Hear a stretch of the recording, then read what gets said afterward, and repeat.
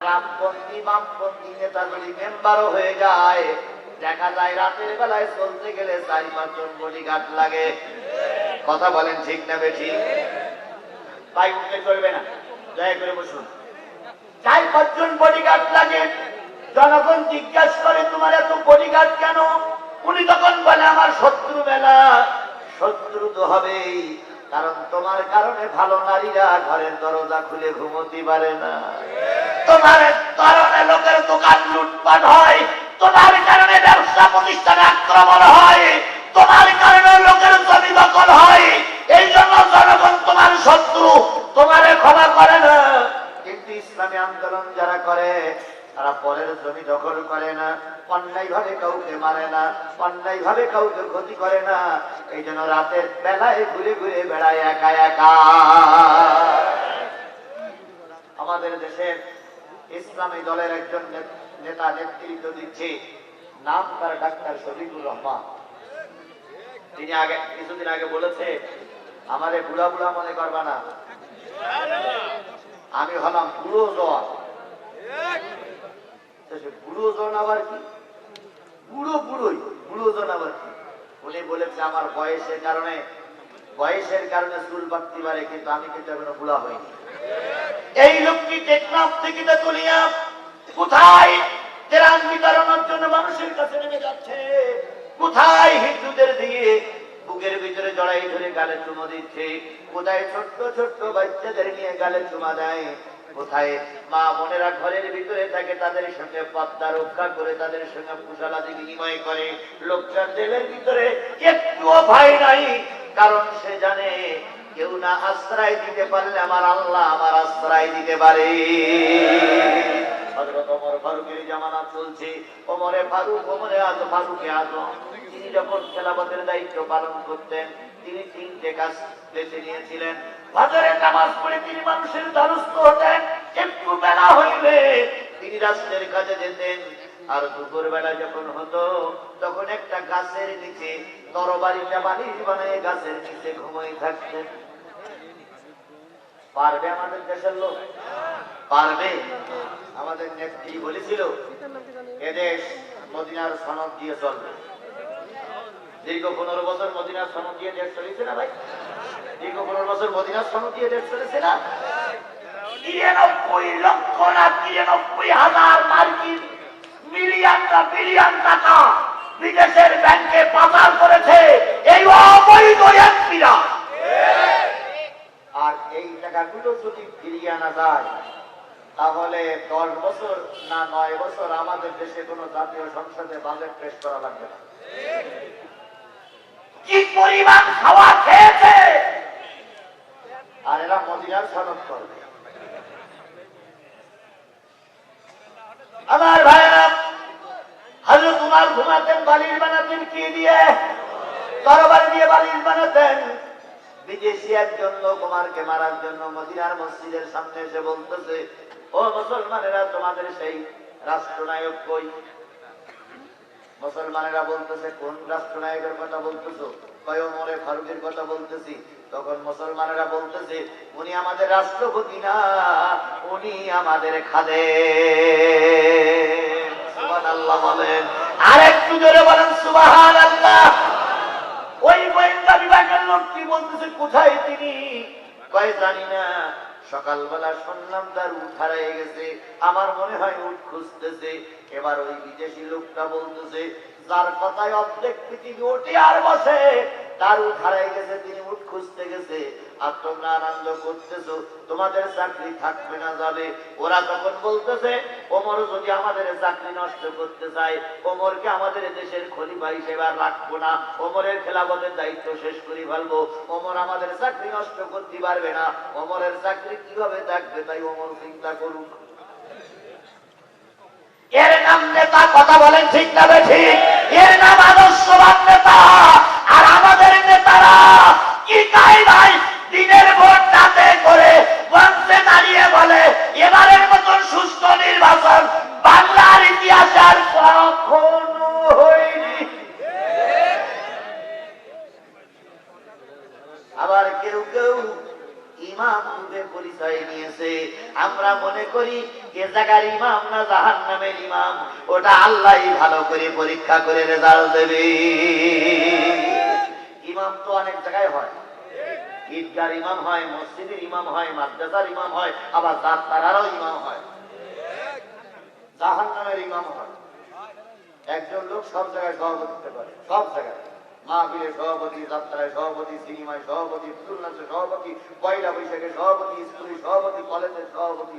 এক মাহফিল হবে, বড় বক্তা যখন বলেছে যে আমার যদি সভাপতি না করিস তাকে ও মাহফিল যত করতে দেবো না, তখন এই হুজুরি কাজ বলার পরে হুজুর দোয়া করছিস, আল্লাহ যে লোক সব জায়গার ইমাম তার মরার পরে জাহান্নামের ইমাম বানাই দিও আল্লাহ।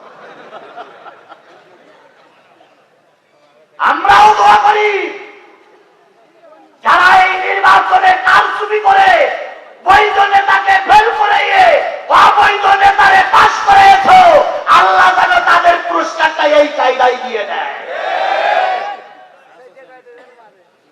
আবার ভাইরা হয়তো তোমার তরবারি মাথায় দিয়ে শুয়ে থাকে দুপুর বেলা, এবার একজন বলতেছে ও বিদেশের ভাই, তুমি যদি ওমরকে খুঁজতে চাও, ওই যে দূরে একটা বাবলা গাছ দেখা যায়, ওই বাবলা গাছের নিচে হযরত ওমর দুপুর বেলা হলে ওই ছায়া একটু বিশ্রাম করে, তুমি যদি ওখানেই বসে থাকো, ওখানে যদি বসে থাকো তাহলে ওমরকে পাওয়া যাবে।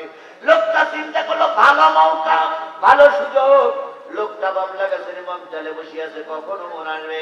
কিছুক্ষণ পরে হযরত ওমর ঘোড়ায় চড়ে আসলেন, ঘোড়াটা দুই একটা শিকড়ের পরে বেঁধে ক্লান্ত পরিশ্রান্ত হযরত ওমর তরবারিটা মাথায় দিয়ে গাছের তলায় শুয়ে পড়েছে।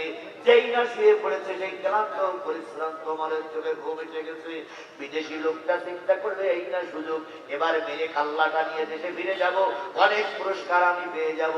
এই কথা বলে হযরত ওমরের মাথার কাছে এসে ওমরের চুল ধরে কেবল কাল্লায় কোপ দেবে, এমন সময় পিছন দিকে বিরাট একটা বাঘ এসে পিছন দিকে শব্দ করতেছে, হলুম। লোকটার হাতের থেকে তরবারি পড়ে গেছে। তরবারি পড়ার পরে হযরত ওমরের ঘুম ভেঙে গেছে। হযরত ওমর বলতেছে, কি ভাই তুমি কে? তখন বলতে, হুজুর আমি আপনার সাথে মুসাফা করতে চাই। তো মুসাফা করতে চাই না, তরবারি কেন? তাই খলিফাতুল মুসলিমিন বুঝেই যখন ফেরেছেন, তখন দয়া করে আমাকে মাফ করে দেন। হযরত ওমর বললেন, যাও, তরবারি সহ তোমাকে মাফ করে দিলাম। লোকটি যাচ্ছে আর বলতেছে, খলিফাতুল মুসলিমিন আপনার কোন বডিগার্ড আমি পাইনি, কিন্তু আপনি দিনের সৈনিক, আপনার বডিগার্ড হয়েছে জঙ্গলের বাঘ। আমরাও দেখেছি বাংলাদেশ জামাত ইসলামী বিএনপির নেতা কর্মীরা যখন রাজপথে কোন রকম ফাইসালা করতে পারছিলেন না, ময়দান ছেড়ে যখন ঘরে ফিরে আসতেছিলেন, ঠিক সেই সময় আল্লাহ পাক কিছু কিশোর, কিছু ছোট ছোট যুবকদের ময়দানে নামাই দিয়ে ওদের আন্দোলনের কাছে এই পেটনির বাচ্চা পেটনি পালাই যেতে বাধ্য হলো। এই জন্য সাহায্যকারী কে? আরো জোরে বলেন, সাহায্যকারী কে? তোমাদের চেষ্টা যখন শেষ, আল্লাহর রহমত তখনই শুরু। নবীজি চিন্তা করলেন, বা নবীর কিছু লোক পরামর্শ দিল, ইয়া রাসূলুল্লাহ আপনাকে লোক মেরে ফেলবে, আপনাকে লোক ক্ষতি করবে, আপনি বডিগার্ড রাখুন। আল্লাহ রাব্বুল আলামিন এবার নবীর এই বডিগার্ড থেকে বললেন, ইয়া আইয়ুহার রাসূল বাল্লিগ মা উনজিলা ইলাইকা মির রাব্বিক ওয়া ইন লাম তাফআল ফামা বাল্লাগতা রিসালাতাহু ওয়াল্লাহু ইয়াসিমুকা মিনান নাস ইন্নাল্লাহা লা ইয়াহদিল কওমান কাফিরিন। প্রথম শহর, ইয়া আইয়ুহার রাসূল বাল্লিগ মা উনজিলা ইলাইকা মির রাব্বিক, হে আমার নবী, রবের পক্ষ থেকে যা এসেছে সব মানুষের কাছে পৌঁছায়া দাও। আবারও বলছি, এই যে দুই একজন করে লোক ওঠা, এটা কি ভালো লক্ষণ না খারাপ লক্ষণ? জোরে বলেন, ভালো লক্ষণ না খারাপ লক্ষণ? আচ্ছা, এখান থেকে 10 জন লোক যদি চলে যায়, যারা চলে যাচ্ছে ওনারা কি ওনাদের ক্ষতি করে গেলেন না আমাদের ক্ষতি করে গেলেন? ওনাদের ক্ষতি করে গেলেন। ও ভাই, যারা চলে যাচ্ছেন, আমি একজন মুসাফির, আমার নামে আগের জালেম সরকারেরা 20টা মামলা দিয়েছে, আমাকে 5 দিন গুম করে রেখেছিল। তাহলে আমি কি মাজলুম নই? তাহলে আমি একজন মুসাফির, আমি একজন মাজলুম ব্যক্তি। আমি আশা করি আল্লাহ আমার দোয়া ফিরাই দেবে না, কারণ আল্লাহ রসুল বলেছেন মুসাফিরের দোয়া আল্লাহ ফিরাই দেয় না, মাজলুমের দোয়া ফিরাই দেয় না। এবার যারা চলে গেলেন তাদের কাছে বলি, আপনার বাপ মা দাদা দাদি কবরে নেই, তাদের জন্য একটু দোয়া করার প্রয়োজন আছে না ভাই? আমি তো সেই বেজেই দিয়েছি। সুতরাং আমি আশা করি এই কথা বলার পরে যদি মুসলমানের রক্ত শরীরে থাকে, কোরআনের মাহফিল শেষ না করে মোনাজাত না করে আপনি বাড়ি যাবেন না। আর যদি এর পরেও যাই, তাহলে বুঝতে হবে যতই ওয়াজ করি ও আবু জেহেলের চামচা। আল্লাহ আমাদের সবাইকে হেদায়েত দান করুন। আল্লাহ পাক বলেন, হে নবী, যারা তোমার কাছে এসেছে সব মানুষের কাছে পৌঁছায় দাও। বলুন তো রাসূলের কাছে আসলো কি? এই মুসলমান বাগের বাচ্চার মতন কথা বলবেন, রাসূলের কাছে আসলো কি? আয়াত কত? না, মূল কোরআনের আয়াত কত? বলিত আছে 6666 আয়াত। আল্লাহ পাক বললেন, ও নবী, 6666 আয়াত সব মানুষের কাছে পৌঁছায়া দাও। এখন নবীরে বললেন কোরআনের আয়াত পৌঁছায়া দাও, নবী চলে গেছে, আয়াতের হুকুম আর এখন চালু নাই। আয়াতের হুকুম কি এখন চালু আছে? এই মুসলমান কথা বলেন, আয়াতের হুকুম কি এখন চালু আছে? অবশ্যই চালু আছে। তারা হলে তাবলীগ করবে কারা? এটা তো তাবলীগের আয়াত। ইয়া আইয়ুহার রাসূল বাল্লিগ, পৌঁছায়া দাও, সব পৌঁছায়া দাও, তাবলীগ করো। তাহলে তাবলীগ করা কি ফরজ? তাবলীগ করা কি? আরো জোরে বলেন, তাবলীগ করা কি ফরজ? তবে সে তাবলীগ অবশ্যই কোরআন হাদিস মোতাবেক হওয়া লাগবে। কারণ স্বপ্ন দেখা তাবলীগ নয়, কারোর বানানো তাবলীগ নয়। তাবলীগ হবে কোরআন হাদিসের তাবলীগ। কথা বলে ঠিক না নাকি? কারোর বানানো তাবলীগ আমরা মেনে নিতে পারি না। তাবলীগ করাটা হলে কি? এখন নবী নাই, তাহলে তাবলীগ করবে কারা? তাবলীগ করবে আলেমেরা। ইয়া আইয়ুহাল উলামা, এখানে ইয়া আইয়ুহার রাসূল, ওইখানে যোগ করে দেন ইয়া আইয়ুহাল উলামা। আবার যেন সৈয়দ নজরুল সাহেবের মতন দৌড় দিয়েন না যে জিহাদি আয়াত তৈরি করে। জাতির চাচা কিন্তু আয়াত তৈরি করে বানায়, জাতির চাচা কিন্তু আয়াত তৈরি করে বলে। আর করেই বলতেন আমার ভাষী কিন্তু শেখ হাসিনা। অথচ শেখ হাসিনার সাথে ওর কোন রকম সম্পর্ক ছিল না। অথচ প্রায় বলতেন আমি কিন্তু জাতির চাচা। এখন চিন্তা করি, আল্লাহ, জাতির বাপ তো গেছে, জাতির মেয়েও গেছে, জাতির চাচাতে কোথায় আছে আল্লাহই ভালো জানে। এই সমস্ত জাতীয় চাচাদের কারণে 13 বছরে জেল খেটে মারা গেছে।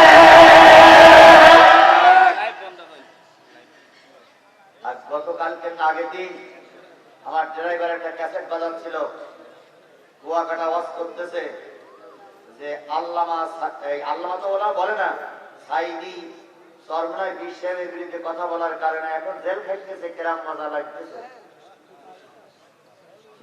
আরে ভাই, আপনি আমার ভালো না বাসেন, কিন্তু আমি আপনার শত্রু হতে পারি না। আমি কুয়াকাটা হুজুরি ভালো না বাসি, কিন্তু কুয়াকাটা হুজুরি বিরোধিতা করতে পারি না। কথা বলেন ঠিক না বেটি? কারণ তিনিও টুপিওয়ালা, আমিও টুপিওয়ালা। এক টুপিওয়ালার বিরোধিতা করলে জাতি বিভ্রান্ত হয়ে যায়। অথচ আমাদের দেশের একজন আলেম ওলামা তৎকালীন সময় আলেম ওলামাদের বিরোধিতা করেছিল। কথা বলেন। জাতি তাদেরকে চিনে রেখেছে না রাখেনি? জোরে বলেন, রেখেছে না রাখেনি? এখন জাতি তাদেরকে ঠিক মতন চিনতেছে। সুতরাং আল্লাহ বলতেছেন ইয়া আইয়ুহাল উলামা, নবীর জায়গায় এখন উলামা, যেহেতু আল উলামা ওয়ারাসাতুল আমবিয়া, নবীরা হলো, আলেমরা হলো নবীদের ওয়ারিস। এখন নবী নাই, তাই আল্লাহ বলতেছেন ইয়া আইয়ুহাল উলামা বাল্লিগ মা উনজিলা ইলাইকা, তোমাদের কাছে যে কোরআন নাযিল হয়েছে, যে কোরআন অক্ষত অবস্থায় আছে, এই কোরআনের তাবলীগ করো। ফামা বাল্লাগতা রিসালাতাহু, যদি কম করো অথবা বেশি করো, রিসালাতের দায়িত্ব, নবুয়তের দায়িত্ব, বক্তার দায়িত্ব, ওলামার দায়িত্ব পালন করা হলো না। কিছু হুজুররা জিহাদের ওয়াজ বিগত 15 বছর করিনি, মোটেই কথা বলতোই না। সাহস পাইলেও বলিনি। এখন তারা এমন গরম গরম কথা বলতেছে মঞ্চে, ভাই মনে হচ্ছে ওরাই হলো রাজনীতি আর আমরা সব জোগাড়। কি তাই না, তাই না, তাই না, বলেন তাই না? ওরে বাবারে, 15 বছর তারা মুখ খুলিনি, তারাই মঞ্চে এসে আগে সাইদিন নাম লস করতেছে। এখন লোকজন কয় হুজুরের 15 বছর আপনারা কোথায় ছিলেন? তখন কয় ও সব চেষ্টা করে। এরপরে সাধুবাদ জানাই বলুক, এরপরে সাধুবাদ জানাই ময়দানে সবাইকে কথা বলতে হবে। যদি না বলো নবুয়তের দায়িত্ব পালন করা হলো না। এরপর আল্লাহ পাক দ্বিতীয় নম্বরে বলতেছে আল্লাহু ইয়াসিবুকা মিনান নাস, হে নবী আপনি মানুষের মুখাপেক্ষী হবেন না, মানুষকে বডিগার্ড বানাবেন না। মনে করে রাখেন আপনার বডিগার্ড আমি নিজেই আল্লাহ। বলুন এই নবী যখন দিনের দাওয়াতি তাবলীগ কাজ শুরু করলেন তখন মার খেতে হয়েছে না হয়নি? আরো জোরে বলেন, মার খেতে হয়েছে না হয়নি? কেমন মার খেয়েছে? কেউ বা নবীজির গলায় দড়ি বেঁধে ফেলেছে, কেউ বা নবীজির গলায় গামছা পরিয়েছে, কেউ বা নবীর মাথার পরে পচা নাড়ি ভুড়ি চাপিয়ে দিয়েছে, কেউ বা নবীকে মেরে ধরে ওই বাইরের দেশে বের করে দিয়েছে, কেউ বা নবীকে তায়েফের ময়দানে মেরে পেরে আহত করেছে। আহারে আমার দিনের নবী এত কিছু করার পরেও দিন থেকে 1 ইঞ্চি সরে যান নাই। তোমার দাওয়াত আমার দাওয়াত, নেই দাওয়াতে মিল, তোমার কিতাব আমার কিতাব, নেই আবার মিল। তোমার দাওয়াত কুরমা পোলাও, তোমার দাওয়াত কুরমা পোলাও, প্লেট ভরা ভাত, আমার দাওয়াত জেলখানাতে দুর্বিষহ রাত। তোমার দাওয়াত আমার দাওয়াত, নেই দাওয়াতে মিল, তোমার কিতাব আমার কিতাব, নেই আবার মিল। আল্লাহ নবী দিনের দাওয়াত করতে পারতেন না, রাতের বেলায় তাবলীগের মসনদ নিয়ে চলে যেতেন। খাদিজারে বলতেন, খাদিজা দিনের বেলায় দাওয়াত করতে গেলে মানুষ আমাকে মারে, মানুষ আমাকে পাগল বলে, মানুষ আমাকে পেটকেল ছুঁড়ে মারে, রাতের অন্ধকারে দাওয়াতি কাজ করতে গেলাম, তুমি আমার দিকে একটু সুনজর রাখিও। খাদিজা নবীকে বের করে দিয়ে দরজার পানে চেয়ে মালিকের কাছে দোয়া করতে পারি, র‍্যাব নাই, বিজিবি নাই, লেটেল বাহিনী নাই, পুলিশ নাই, সাহায্য করার মতন কেউ নাই। তোমার নবী দিনের দাওয়াত করতে গেছে, তুমি তোমার দোস্তকে হেফাজত করিও। এবার নবী টার্গেট নিয়ে দাওয়াতি কাজ করতেন। বলুন যারা দাওয়াতি কাজ করে তার চাইতে ভালো মানুষ আর সমাজে কেউ আছে? জোরে বলেন, তার চাইতে ভালো মানুষ সমাজে আর কেউ আছে? কে বলেছেন? ومن أحسن قولا ممن دعا إلى الله وعمل صالحا وقال إنني من المسلمين। তার কথা সে উত্তম কথা আর কার হতে পারে? আমার আহসানু কওলাম মিম্মান দাআ ইলাল্লাহ, যে মানুষকে আল্লাহর দিকে ডাকে, আহ্বান করে, আমলে সালেহ করে আর নিজেকে মুসলমান রূপে দাবি করে, এর চাইতে ভালো মানুষ আর সমাজে কেউ হতে। আমার ভাইরা পরপর সামনে যান। নবীজি কারণ দরজায় যে নক করতেন, দরজা খুলে দেখত আল্লাহর নবী, অমনি গলা ধাক্কা দিয়ে ফেলাই দিত। কখনো নবীর পরে মেরেছে, নবীর পরে কি বলে অপমানিত হয়েছে। আমরাও দেখতেছি সেই সুন্নাত, সেই নিয়ম আজও গোটা পৃথিবীতে কম বেশি চালু আছে। কথা বলেন ঠিক না বেঠিক? আজকে 30শে অক্টোবর, গতকালকে গেছে 29শে অক্টোবর, তার আগের দিন গেছে কতই অক্টোবর? 28শে অক্টোবর 2006 সালে আমরা দেখেছি হাফেজ জসিমকে রাজপথে পিটাইয়ে পিটাইয়ে মেরেছে। শুধু মারি নাই, মারার পরে সে যখন আহত রক্ত শূন্য হয়ে গেছে, সে যখন বলেছিল আমার মা আমি তখন বিদায় নিচ্ছি, ও আমার ভাইয়ের আমি তখন বিদায় নিচ্ছি, আমাকে একটু পানি খেতে দাও। সেই দিন লোকি বইটা ওনারা পানি না দিয়ে তার গালে পেশাব করে দিয়েছিল। এক সময় হাফেজ জসিম কোরআনের হাফেজ, এক সময় জসিম বিজনেস হয়ে গেল। লাশের পরে নৃত্য করেছিল, আনন্দ করেছিল, আর বলেছিল অতীতের প্রতিশোধ নিলাম। ও আমার ভাইরা, সেদিন আমাদের সন্তানদের পানির বদলে পেশাব দিয়েছ, সেদিন আমাদের সন্তানদের বডির পরে নাচানাচি করেছো। আল্লাহ পাক কেউ না দেখলে কে দেখে রেখেছে? আল্লাহ পাক দেখে রেখেছে। সেদিন তোমরা আমাদের লাশের পরে নাচানাচি করে আমাদের ইসলামী আন্দোলনের অনেক নেতা কর্মী, অনেক দলকে নিষিদ্ধ করেছিলে। আল্লাহ রাব্বুল আলামিন দীর্ঘদিন পরে সেই ছাত্র সংগঠনটা জঙ্গিবাদ খ্যাত দিয়ে তাদেরকেও বাংলাদেশে নিষিদ্ধ করা হয়েছে।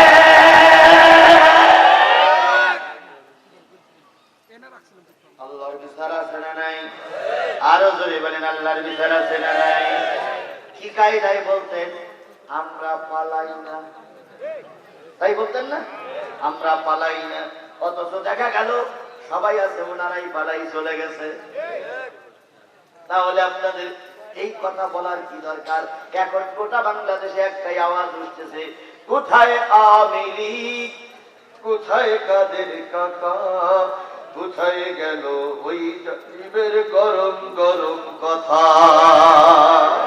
কোথায় আওয়ামী লীগ, কোথায় কাদের কাকা, কোথায় গেল ওই জালিমের গরম গরম কথা? খেলা হবে, খেলা হবে, খেলা হবে বলে কাকা গেল পালাইয়া, শেখ হাসিনা পালাইছে দেশটা ছাড়িয়া। সুতরাং অহংকার করো না। সেদিন অহংকার করে আমাদের সন্তানদের মেরেছিলে, আজকে আল্লাহ পাক তোমাদের গোটা বাংলাদেশে নিষিদ্ধ করে দিয়েছে। যুব সংগঠনকে নিষিদ্ধ করা হয়েছে। এখন গোটা বাংলাদেশের 18 কোটি মানুষের দাবি পুরো সংগঠনকেও নিষিদ্ধ করতে হবে। এ পুরো সংগঠনকে রাজনীতি করতে দেওয়া যাবে না। এটা গোটা বাংলাদেশের 18 কোটি মানুষের দাবি।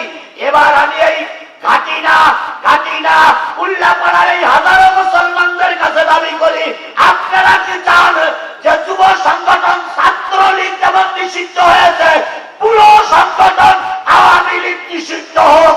কারা কারা রাজি আছেন হাত উঁচু করে দেখান। সাংবাদিক ভাইরা দেখে রাখো, বাংলাদেশের ছাত্রলীগ, যুবলীগ, আওয়ামী লীগ, পুলিশ লীগ, ন্যাংটা লীগ দেখে রাখো, তোমাদের এই বাংলাদেশে আর কেউ রাজনীতি করতে দিতে চায় না।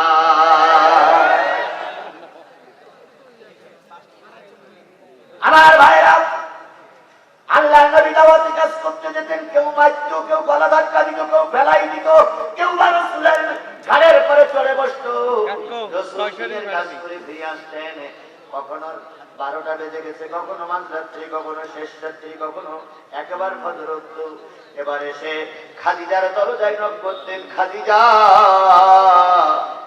দরজা খুলে দাও, তোমার জাতি আমাকে আহত করে দিয়েছে। এক বাক্যে খাদিজা দরজা খুলে দিতেন। নবী রক্তাক্ত জায়গাগুলো মুছে দিতেন, নবীকে শুশ্রূষা করতেন। একদিন নবী জিজ্ঞেস করলেন, খাদিজা, দীর্ঘদিন আমি রাত্রি বেলায় তোমার ঘরে আসি, কখনো মাঝরাত্রি, কখনো সন্ধ্যা রাত্রি, কখনো শেষ রাত্রি, কখনো অনেক রাত্রি আসি। যখনই তোমাকে ডাক দেই খাদিজা, তখনই তুমি দরজা খুলে দাও, তোমার চোখে কি ঘুম আসে না? খাদিজা বললেন, ইয়া রাসূলুল্লাহ, আপনি ধর্মের দাওয়াত দিতে যান, দ্বীনের কাজ করতে যান, কোরআনের পক্ষে কথা বলতে যান, কত মানুষ আপনাকে পিটায়, কত মানুষ আপনাকে গালিগালাজ তিরস্কার করে, কত মানুষ আপনাকে আহত করে। আর আমি খাদিজা যদি বিছানায় পিঠ লাগাই আরামে ঘুমাই, আর আপনি আহত নবী যদি দরজায় এসে খাদিজা খাদিজা করে চিল্লান, কিয়ামতের দিন আমি আল্লাহর কাছে কৈফিয়ত দিতে পারবো না গো নবী। এই যতক্ষণ আপনি ঘরে ফিরে না আসেন, ততক্ষণ দরজার গায়ে পিঠটা লাগাই ঘুমাই। কখন আমার প্রিয় নবী ডাকবে, খাদিজা দরজা খুলে দাও, তোমার নবী আহত হয়ে ঘরে ফিরেছে। ও আমার জাতি, ও আমার মা বোনেরা যারা আজকে আলোচনা শুনতেছেন, আপনার ছেলে আপনার স্বামী যখন দিনের কাজ করতে যাবে, আপনি যদি তাদের রাহবার হয়ে কাজ করেন, আমি আজিজুল সাদা কাগজে লিখে দিতে পারি আপনি খালিদার সঙ্গে জান্নাতের মেহমান হয়ে যাবে। দিন গেল, বছর গেল, মাস গেল, নবীজির দলে এখন বিরাট লোক হয়েছে, নবীজির দলে এখন অনেক লোক হয়ে গেছে। এখন নবীজির বিরুদ্ধে কেউ কিছু বললে, দিনের দাওয়াত কাজ করে নবীজির বিরুদ্ধে কিছু বললে পাশে কথা বলার লোক হয়ে গেছে। এবার আবু জাহেল চিন্তা করলো এই মুহূর্তে নবীরে মেরে দিতেই হবে, তাই তিনি একটা বিচারালয় তৈরি করেছিলেন। সেই বিচারালয়টারে আমরা ধরে নেই ট্রাইব্যুনাল। আজকে শেখ হাসিনা অতীতের সরকারও আলেমদের মারার জন্য একটা আন্তর্জাতিক ট্রাইব্যুনালের নামে কলঙ্কিত ট্রাইব্যুনাল তৈরি করেছিলেন। কথা বলেন ঠিক না? এই ট্রাইব্যুনালটাই আমেরিকা বৈধ বলেনি, জাতিসংঘ বৈধ বলেনি, বিশ্বের কোন দেশ বৈধ বলেনি, একমাত্র একটা দেশ বৈধ বলেছিল। সেটা হলো আমাদের দুলাভাই ভারত। এই ভারত ছাড়া আর এই ট্রাইব্যুনালকে কেউ বৈধতা দেয়নি। কথা বলেন ঠিক না বেঠিক? সেই বুবু এখন যেই না তারা দিয়েছি, বুবু এখন দুলাভাই করে চলে গেছে।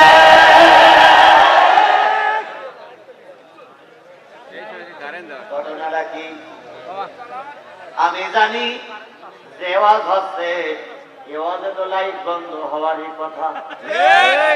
কি লাইট বন্ধ হওয়ার কথা না? খালি লাইট বন্ধ করল কে? হই হই রই রই ফুটো মারা গেল কই, হই হই রই রই সোরের বংশ গেল কই, হই হই রই রই ভোট চোর গেল কই। ধর ধর ধর ধর ধর ধর চোর ধর, ধর ধর টাকা চোর, ধর ধর ভোট চোর ধর। কি হইল রে মাই গলা? এই জিনাটা মেটা কিছু নাই, সব তো চলতেছে, মাইক বন্ধ হলো কেন? লাইট বন্ধ হলো কেন? আমার ভাইরা, আচ্ছা আপনারা তো শুনতে পাচ্ছেন না, দেখতে পাচ্ছেন না, তাতে কি হলো? মনে করেন যে মহিলাদের ওয়াজ হচ্ছে। মহিলারা শুধু ওয়াজ শোনে, কিন্তু হুজুর দেখতে মনে করেন আজকে তাই হবে, মহিলা বইটা করছে। আপনারা শোনেন, আমি বলি। আর লাইট আর মাইক আলাদের বলি, লাইটটা দূর করার জন্য চেষ্টা করো বাবা, অনেকে হয়ে দেখো। আমার ভাইরা, আল্লাহ নবী সাল্লাল্লাহু আলাইহি সাল্লাম যখন একটু পরিবেশ তৈরি হয়ে গেল, আবু জাহেল বাহিনী চিন্তা করলো নবীরে যদি এখনই মারা না যায়, তাহলে নবীর তো নবী এক সময় আমাদের ঘাড়ের উপরে বোঝা হয়ে দাঁড়াবে। তাই আবু জাহেল একটা ট্রাইব্যুনাল তৈরি করলো। এটা আন্তর্জাতিক ট্রাইব্যুনাল সর্বপ্রথম তৈরি করেছে আবু জাহেল। কথা বলেন ঠিক না বেঠিক? ট্রাইব্যুনালটা ছিল এরকম, জাতীয় সংসদ ডাকা হলো, জাতীয় সংসদে 40 জন সদস্য ছিল আবু জাহেলের। কয়জন সদস্য? আর ওদের যে সংসদটা ছিল সেই সংসদটার নাম হলো দারুন নাদওয়া। এখানে 12 দলীয় জোটের নেতৃত্ব দিত আবু জাহেল। ওখানে 40 জন সদস্যরা সবাই মিলে একটা প্রস্তাব পাস করলো, রসুলকে মেরে দিতে হবে, রসুলকে মেরে দিতে হবে, রসুলকে মেরে দিতে হবে। এই ব্যাপারে কারা একমত? সবাই, ওই 40 জন সদস্য সবাই এক বাক্যে বলল, মুহাম্মদকে হত্যা করো। আমরা সবাই একমত। হ্যাঁ জয়যুক্ত হয়েছে, হ্যাঁ জয়যুক্ত হয়েছে, হ্যাঁ জয়যুক্ত হয়েছে, রসুলকে মেরে দিতে হবে। কারণ ও সংসদটা তো আবু জেহেলের সংসদ, ওখানে তো হ্যাঁ জয়যুক্তই হবে। কারণ ওখানে তো বিরোধী দলের কোন নেতা কর্মী নেই। কথা বলেন ঠিক না ঠিক?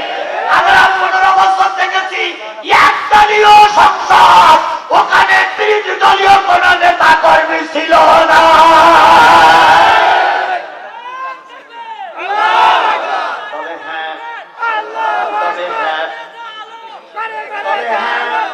ওইখানে কিছু ক্ষমতা লোভী জাতীয় পার্টি নামক কোনা ভেগেরা ছিল। এই আওয়ামী লীগ দেশটারে যত ক্ষতি করেছে, তার চাইতে বেশি ক্ষতি করেছে বাংলাদেশ জাতীয় পার্টি। কথা বলে ঠিক না ঠিক? এই জাতীয় মুনাফিক, এ মীর জাফর, এ গাদ্দার, এর বাংলাদেশে ক্ষমা করা যাবে না। বিশ্বাস করো উল্লাপাড়ার মুসলমানেরা, শেখ হাসিনা একটা পিরিয়ডও ক্ষমতায় থাকতে পারত না যদি জাতীয় পার্টি সাপোর্ট না করত। জাতীয় পার্টি এদের ক্ষমতায় বসানোর ব্যাপারে সহযোগিতা করেছে, তবে জাতীয় পার্টির একটা অংশ তারা ওই দলে ছিল না। আজকে জাতীয় পার্টির বিরুদ্ধে কথা বললে কাজালা করে 15টা বছর তোমরা আমাদের দেশটাকে শূন্য করেছো, কথা বলেন ঠিক না বেশি? এখন কথা বললে কাউকে ছেড়ে দেওয়া হবে না। জাতীয় সংসদে পাশ হয়ে গেল, নবীরে মারতে হবে। কিভাবে মারতে হবে? আবু জেহেল বললাম আমি ট্রাইব্যুনাল বানাবো, সেই ট্রাইব্যুনালে বিনা বিচারে মারবো। আজকের এই আবু জেহেলের বাচ্চারা, এই আবু জেহেলের বাচ্চারা ওই একই ট্রাইব্যুনাল করেছিল। খোদার কসম, আল্লামা সাঈদী যুদ্ধ অপরাধী ছিল না, আল্লামা সাঈদী ধর্ষক ছিল না, আল্লামা সাঈদী হিন্দুর বাড়িতে আগুন লাগাই নাই। এরা অন্যায় প্রস্তাব এনে অন্যায় ভাবে আল্লামা সাঈদী সহ ইসলামী আন্দোলনের নেতা কর্মীদের এরাই ফাঁসিতে ঝুলাইয়াছে। বলুন তো, আল্লামা সাঈদী কি স্ট্রোক করে মারা গেছে? মুসলমান স্পষ্ট করে কথা বলবেন, আল্লামা সাঈদী কি স্ট্রোক করে মারা গেছে? তিনি মারা যান নাই, বরং তাকে কি করা হয়েছে? মারা হয়েছে, তাকে মেরে ফেলা হয়েছে, ইনজেকশন দিয়ে মেরে ফেলা হয়েছে। আজকে উল্লাপাড়ার হাজারো জনতাকে নিয়ে শপথ করতেছি, আল্লামা সাঈদীকে মেরে দেওয়া হয়েছে, তার রক্তের বদলা আমরা নেবই। যাদের কারণে আল্লামা সাঈদী মারা গেছে একটাও ক্ষমা করা হবে না।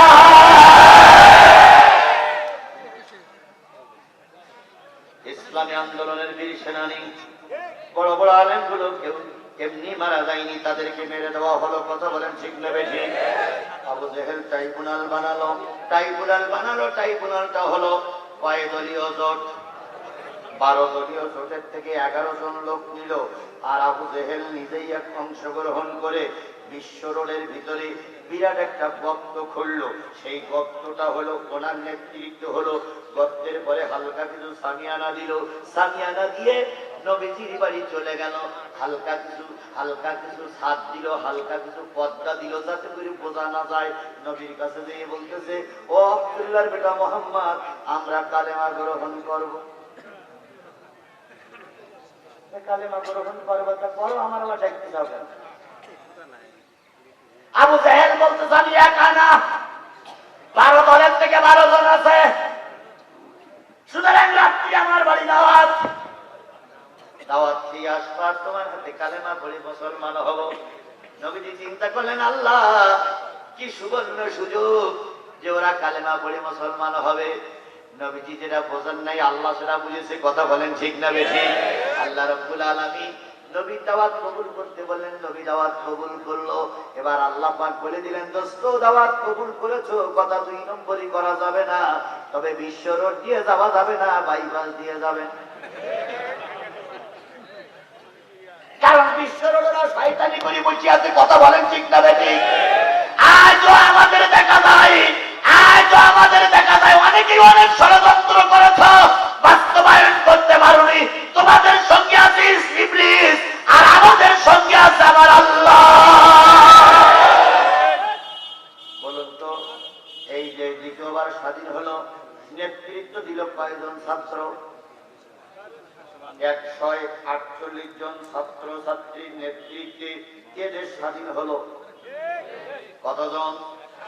148 জন ছেলে এবং মেয়ের সমন্বয়ক, তাদের নেতৃত্বে দেশ স্বাধীন হলো।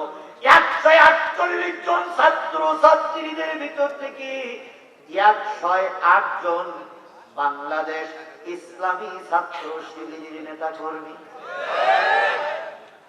148 জনের ভিতরে 108 জন কোন দলের?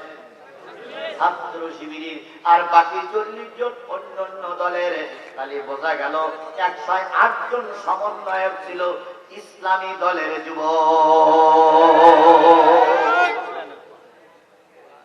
গর্ত খোলা হলো, আল্লাহ রাসূল দাওয়াত কবুল করলেন। নির্ধারিত সময় যখন আসলো, জিবরিল বলল, অন্য পথ দিয়ে যান। ভালো করে বোঝেন। এরপরে আল্লাহর নবী দাওয়াত খেতে আসবা, নাম করে ওরা ট্রাইব্যুনাল করলো, ওখানেই মেরে দেবে। রসুলের পক্ষে যেন কেউ না থাকে। এবার নবী অন্য পথ দিয়ে আবু জেহেলের বাড়ি চলে গেছে। রাত বেশি হয়ে গেছে, রাত বেশি হয়ে গেছে। নবী আসে না, আসে না, আসে না। আবু জেহেল পিছনে হাত ভেজে ভেজে ঘুরে বেড়ায় আর কয়, হই হই রই রই মোহাম্মদ গেল কই, হই হই রই রই নবীর দলের লোক গেল কই। ওরাও স্লোগান তুলেছিল, হই হই রই রই জামাত শিবির গেল কই। এখন উল্টো স্লোগান চলছে বিশ্ববিদ্যালয়, হই হই রই রই ছাত্রলীগ গেল কই, হই হই রই রই যুবলীগ গেল কই। আল্লাহ কত কিছু পারে রে ভাই, শুধু আমরা দেখতেছি। কথা বলেন ঠিক নেবে ঠিক। 3 মাস আগে স্লোগান ছিল উল্টো, 3 মাস পরে স্লোগান হচ্ছে সিধা হয়ে গেছে। এখনই মনোযোগ হবে আমার ভাইরা। আল্লাহ নবী সাল্লাল্লাহু আলাইহি ওয়াসাল্লাম উল্টো পথ দিয়ে গেলেন। আবু জেহেল পিছনে হাত বেঁধে ঘুরে বেড়াচ্ছে আর কয়, কি ট্রাইব্যুনাল ওয়ালারা আসছে না মোহাম্মদ? দেখি না তো, এই রাস্তায় কিন্তু মোহাম্মদ ছাড়া আর কেউ আসবে না। তখন যুবকেরা বলতেছে, এই রাস্তা তো হলো বিশ্ব রোড, এখানে অন্য দলের লোক আসতে পারে। কয় না, ব্যারিকেড দেওয়া আছে, অন্য কেউ আসবে না। কয় যদি কেউ ভুল করে আসে, কয় ভুল করে আসবি ওনারও মারবি। তখন বলছি ভুল করে আসলে আমাদের দলের লোক হয়। আবু জেহেল তখন বলতেছে, ওরা দলের লোক টোক না, যদি আমিও করি তাহলে আমারও মারবি। আল্লাহ আবু জেহেলের দোয়াটা কবুল করেছিল। কথা বলেন ঠিক না ঠিক? শেখ হাসিনা ট্রাইব্যুনাল করেছিল। আমি অনেকবার উল্লাপাড়ায় বলেছি, নেত্রী চলে যাওয়ার সময় ট্রাইব্যুনাল তাদেরও বন্ধ করে দেন না। কারণ ওই ট্রাইব্যুনালে আপনাদের ইমাম, আপনাদের মুসল্লি, আপনাদের কাওয়া কাদের আর আপনার মতন দেশদ্রোহীর বিচার করা হবে। শুনে খুশি হবেন, সেই ট্রাইব্যুনালে আবার ওনাদের বিচার হচ্ছে। শেখ হাসিনা সহ 45 জনের নামে গ্রেফতারি পরোয়ানা জারি হয়ে গেছে। আল্লাহর কি খেলা রে ভাই! যে ট্রাইব্যুনালে নিজামীর বিচার হইলো, যে ট্রাইব্যুনালে কাদের মোল্লার বিচার হইলো, সেই ট্রাইব্যুনালে শেখ হাসিনার বিচার।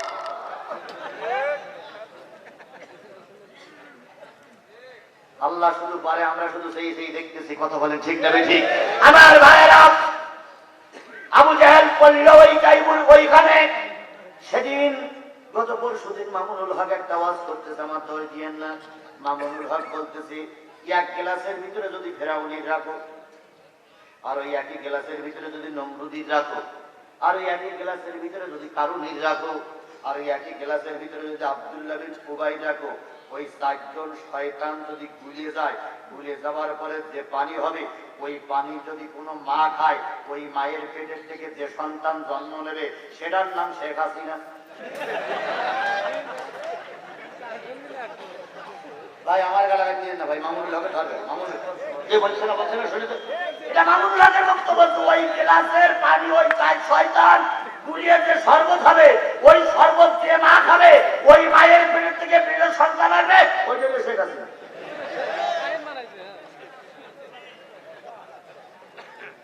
আমারে শুধু নরম পাও তাই না? আমারে শুধু নরম পাও তাই নড়ি ধরি আমার নামে মামলা দাও, ঠ্যাঙ্গের দিকে সবাই ভালো লাগতো।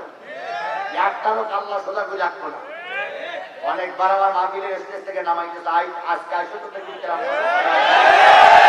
আসো থেকে তুমি কোন মায়ের দুধ খেয়েছো আর আমি কোন মায়ের দুধ খেয়েছি, তোমার কোন বাবা জন্ম দিয়েছে আর আমার কোন বাবা জন্ম দিয়েছে, আসো মাঠে খেলা হবে।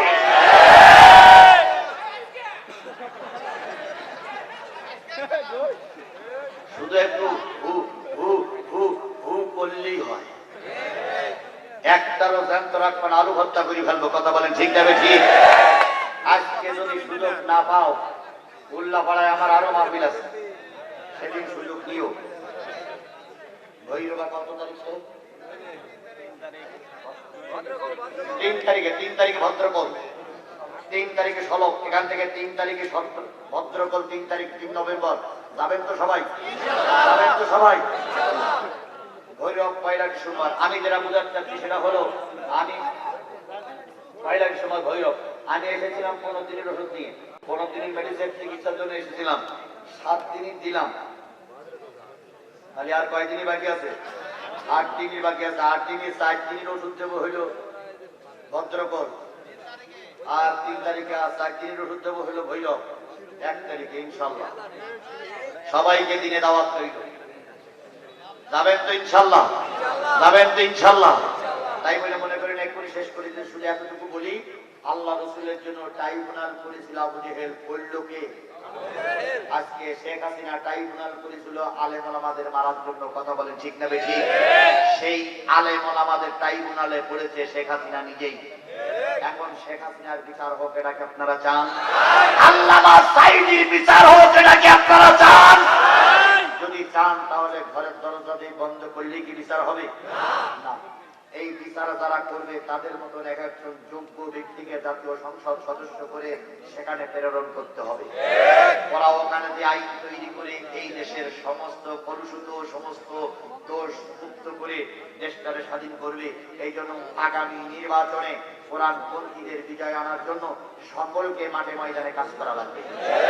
কারা কারা কোরআনের পক্ষে কাজ করতে রাজি আছেন? দুই হাত করে দেখা। না না না না না না, আমি কিন্তু কোরআনের পক্ষে হাত তুলতে বলেছি, কোন দলের কোন নেতার পক্ষে হাত তুলতে বলিনি। আমি হাত তুলতে বলেছি কিসের পক্ষে? এবার আগামী নির্বাচনে 4 জন লোক যদি ভোটে দাঁড়ায়, 4টে দলের লোক যদি ভোটে দাঁড়ায়, ওই 4 জন লোকের দাওয়াত করবেন। প্রতিদিন বৃহস্পতিবারে একদিন দাওয়াত করে মাগরিবের নামাজ পড়াই দেবেন। পরের বৃহস্পতিবারে আর একজনের দাওয়াত করে মাগরিবের নামাজ পড়াই দেবেন। পরের বৃহস্পতিবার আর একজনের দাওয়াত করে মাগরিবের নামাজ পড়াই দেবেন। পরের বৃহস্পতিবার আর একজনের দাওয়াত করে মাগরিবের নামাজ পড়াই দেবেন। যদি 4 জনই মাগরিবের নামাজ সহি করে পড়তে পারে, তাহলে দেখবেন কার মুখে দাঁড়িয়ে আছে ওইটারে বাছাই করে নেবেন। আর যদি মাগরিবের নামাজে সূরা কেরাত পড়তে না পারে, তাহলে বুঝতে হবে কোরআন পড়তে পারে না, মুসলমানদের ইমাম বানানো যাবে না। কোন দলের কথা বলি আবার অন্য দল ভেবে যাচ্ছি ভাই। আমি দলের কথা না বলি, শুধু ইমাম পেয়েছি আমার পদ্ধতিটা বলি। ইয়াউমুল কওমা আকরাহুম লিকিতাবাল্লাহ ফাইন কানু ফি কিরাআতিন ফাআলামুহুম বিসুন্নাহ ফাইন কানু সুন্নাতি বিসাওয়াউন ফাআলামুহুম হিজরা। আল্লাহ নবী বলেন, তোমাদের জাতির ইমাম হবে সেই লোক যেই লোক সহি করে কোরআন পড়তে পারে। যদি সবাই সহি করে পড়তে পারে, যার হাদিসের ইলম আছে, আমল আছে, তার নেতা বানাও। যদি জেনাও সমান হয়, যেই ব্যক্তি বেশি ক্ষতিগ্রস্ত হয়েছে, মামলা খেলেছে, তার নেতা বানাও। যদি সবাই সমান হয়, বয়স্ক লোকদের নেতা বানাও। তাহলে তাই যদি হয়, আগামী নির্বাচনে যতগুলো লোক ভোটে দাঁড়াবে, ওর ভিতর থেকে যে ব্যক্তি সব থেকে ইসলাম মেনে চলে, কোরআন সহি করে পড়তে পারে, এশার নামাজ ইমামতি করতে পারে, তারাই তাদেরকে আমরা ইমাম বানাবো। কথা বলেন ঠিক না বেঠিক? তবে দয়া করে কোন নেতারে ডেকে নিয়ে যোহরের ইমামতি করতে দেবেন না, কারণ যোহরের কেরাত তো কেউ শুনতে পায় না। ও মনে মনে সূরা ইখলাসের জায়গায় নাচ বলি বসে থাকবে, কেউ বুঝবে না। এই জন্য ইমামতি করতে দেবেন মাগরিব, এশা অথবা ফজরে। এই ইমামতি করার যোগ্য ব্যক্তি যদি আমার প্রিয় সাহেব, প্রিয় ভাই মাওলানা রফিকুল ইসলাম যদি যোগ্য মনে করে থাকেন, কোরআনের খাতিরে, কোরআনের স্বার্থে তাকেই সাপোর্ট করা লাগবে। আতিউল্লাহ ওয়া আতিউর রাসূল ওয়া উলিল আমরি মিনকুম। আল্লাহর আনুগত্য করো, রাসূলের আনুগত্য করো। রাসূলের আল্লাহ রাসূলকে যখন পাওয়া যাবে না, রাসূলের পক্ষ থেকে যে আমির নির্বাচিত হবে, সেই আমিরের ইতিহাদ করো, কি বলে আনুগত্য করা, এরা জাতির জন্য ফরজ, জাতির জন্য